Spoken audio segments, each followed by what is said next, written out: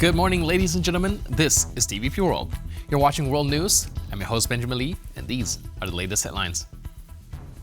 Italian Prime Minister Giorgia Meloni has met with U.S. President-elect Donald Trump in Florida ahead of his inauguration on January 20th. Meloni is among the first leaders Trump has hosted as president-elect following earlier meetings with Canadian Prime Minister Justin Trudeau, Hungarian Prime Minister Viktor Orban, Argentine President Javier Milei, and others. Footage shared on social media shows Trump escorting Meloni at his Mar-a-Lago estate. Italian media reported that Meloni intended to discuss topics such as Moscow's war against Ukraine, the Middle East, and trade. Trump and Meloni also attended a screening of a documentary about a former Trump lawyer who played a pivotal role in Trump's attempt to overturn the 2020 election results. The visit precedes Meloni's planned talks with President Joe Biden in Rome later this week. Austrian Chancellor Karl Nehammer has announced his resignation following the collapse of coalition talks to form a new government. This marks the second failure of such negotiations, with divisions over economic and policy matters proving insurmountable. Nehammer made the announcement on a post on social media platform X, stating that consensus on key points was unattainable. His decision comes after protracted negotiations between his Conservative People's Party and the Social Democrats broke down, particularly following the unexpected withdrawal of the Liberal Neos Party. Let's hear the statement from the Austrian Chancellor. My election campaign and my political activities were and are characterized by being the force of the political center in order to build a bulwark against the radicals. It is my deep conviction that radicals do not offer a solution to any problem, but only live by describing problems. This is bad for Austria, and it is bad for the people in our country. Poland has officially commenced its presidency of the Council of the European Union with an inauguration gala held in Warsaw this week. During the event, Polish Prime Minister Donald Tusk and European Council President Antonio Costa emphasized that security and support for Ukraine will be the Council's top priorities over the next 6 months. All eyes are on Warsaw as Poland begins its presidency of the Council of the European Union. Polish Prime Minister Donald Tusk came out on stage during the inauguration gala on Friday with the weight of responsibility on his shoulders. Yes, there are great expectations in Europe for the Polish presidency, but today from here, from Warsaw, I would like to address this question to the whole of Europe, to all Europeans. Are you all ready to re-enter the European path of greatness, strength and sovereignty? Because Poland is ready. Poland has taken over the presidency from Hungary, which has been going against the current in the EU, especially when it comes to supporting Ukraine in the war with Russia. A sense of relief can be felt among EU officials, with Warsaw taking charge. In fact, there is no better time for Polish leadership in the European Union, because the vitality of Polish democracy and its sense of national identity make the European Union stronger.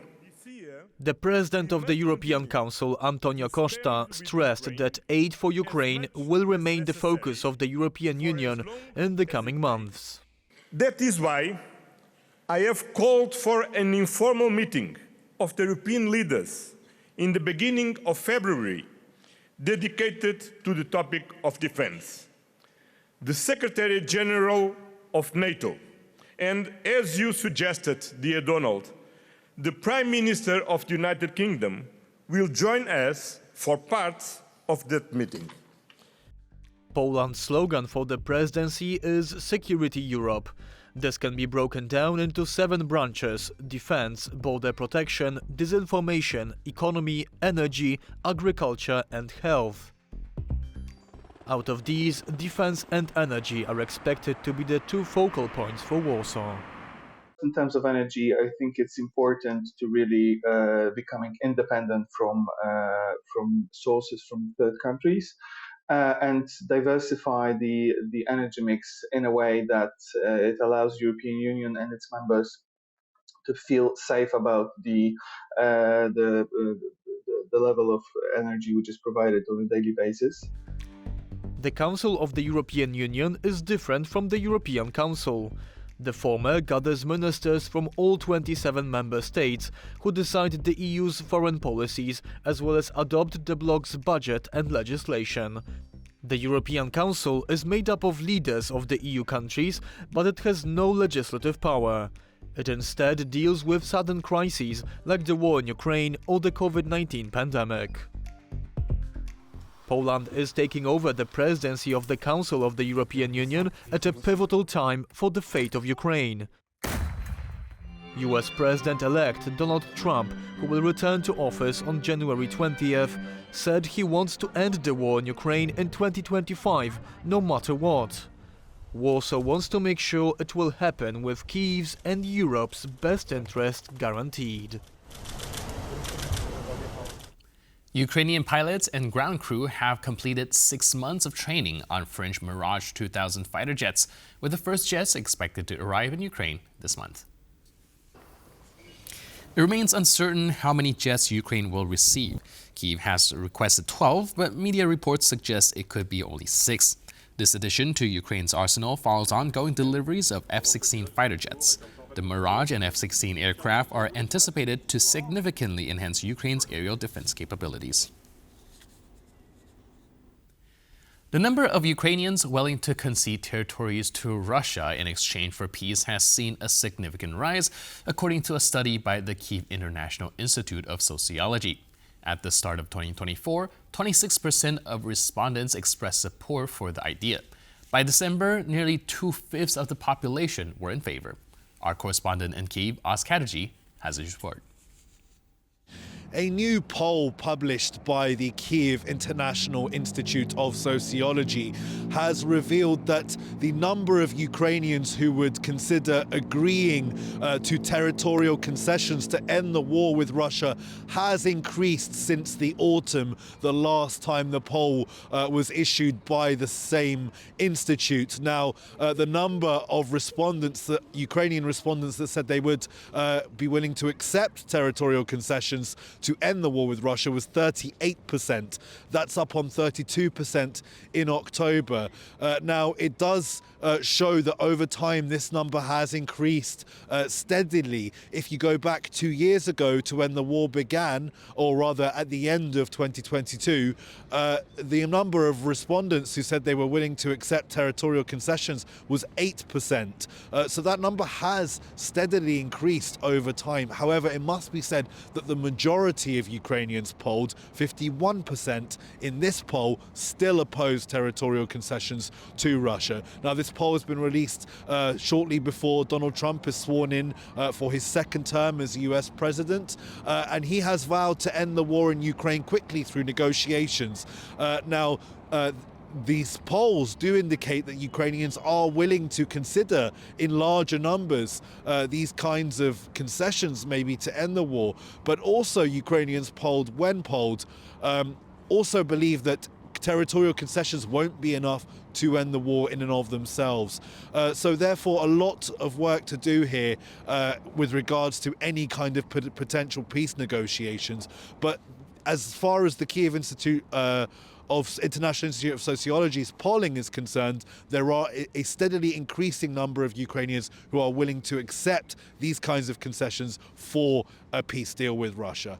It's EH-geh-deh reporting from Kyiv for TVP World. The Institute for the Study of War suggests that Russia may be feeling the strain from its significant equipment losses on the battlefield in Ukraine. The military think tank reports that Russia's use of fewer armored vehicles in the Pokrovsk and Kharkiv areas could indicate difficulties in supplying tanks and personnel carriers to frontline forces.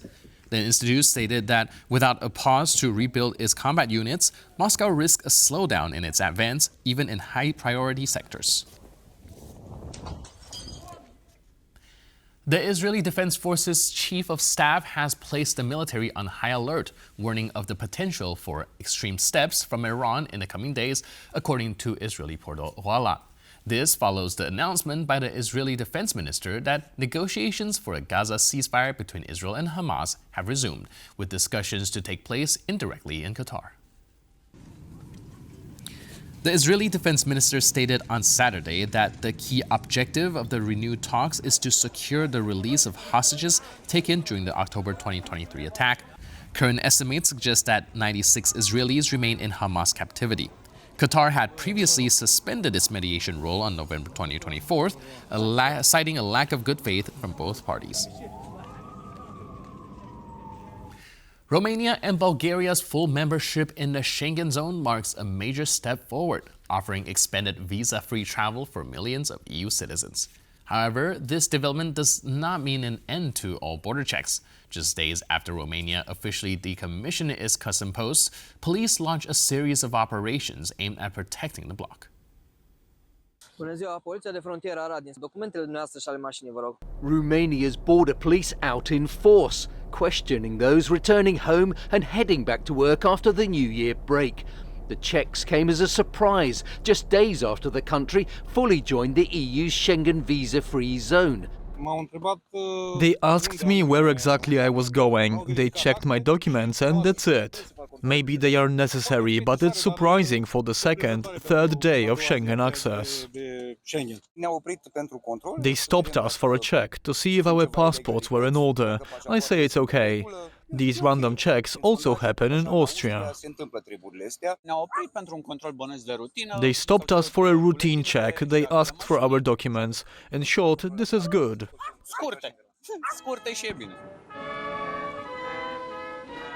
Checks on travelling by air and sea from Bulgaria and Romania were lifted in March last year.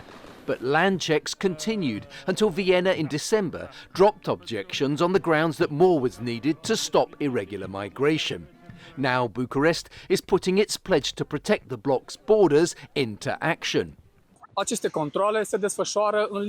These checks are carried out within 30 kilometers of the border and aim to verify identities and legal situations for persons crossing the border, as well as preventing and combating illegal acts. The Romanian Interior Ministry carries out checks near the main Romanian border crossing points in the south and west of the country in order to identify illegal migrant transports or other illegal activities, such as smuggling. Random spot checks were also conducted in 5 other Romanian counties. While visa-free travel has become easier, officials are aiming to close the gap for smugglers and traffickers. Winter has firmly settled in southern Poland, transforming the mountainous region into a breathtaking winter wonderland. Recent snowfall have blanketed the area, creating picturesque landscape that seems straight out of a fairy tale. Let's take a look.